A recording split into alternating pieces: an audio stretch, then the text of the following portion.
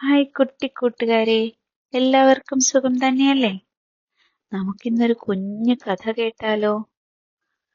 പഞ്ചതന്ത്ര കഥയായാലോ? നമുക്ക് കേൾക്കാം.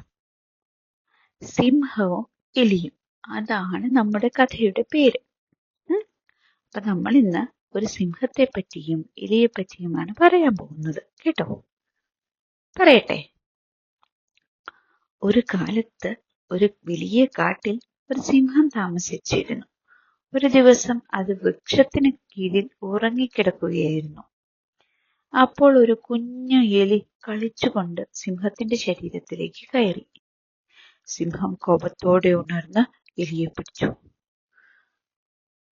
സിംഹം പറഞ്ഞു, ഹേ കൊച്ചു എലിയെ, ഞാൻ നിന്നെ തിന്നും.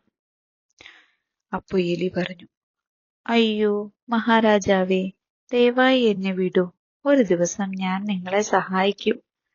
സിംഹം ചിരിച്ചു പറഞ്ഞു, ഹ ഹ ഹ, നിന്നെപ്പോലൊരു എലി എനിക്ക് സഹായമോ? എങ്കിലും പോടെ, ഞാൻ നിന്നെ വിടുന്നു. കുറച്ചു ദിവസങ്ങൾക്ക് ശേഷം സിംഹം വേട്ടക്കാരുടെ വലയിൽ കുടുങ്ങി. അത് മുഴുവൻ ശക്തിയും ഉപയോഗിച്ചെങ്കിലും മോചിതനാകാൻ കഴിഞ്ഞില്ല. അപ്പോൾ ഒരു ചെറിയ എലി വന്നു. അത് വല കടിച്ചു മുറിച്ചു. ഒടുവിൽ സിംഹം മോചിതനായി. അപ്പോൾ സിംഹം പറഞ്ഞു, എലിയേ, നന്ദി. ഇപ്പോൾ എനിക്ക് മനസ്സിലായി, ചെറിയവരെയും വില കുറച്ച് കാണാൻ പാടില്ല. എങ്ങനെയുണ്ട് കഥ? ഇഷ്ടപ്പെട്ടോ നിങ്ങൾക്ക് എല്ലാവർക്കും? ഈ കഥയുടെ ഗുണപാഠം എന്താ?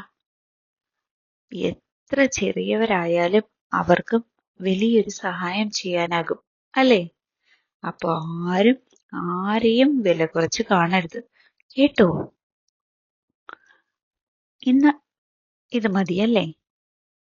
ഇനി അടുത്ത കഥ അടുത്ത ദിവസം.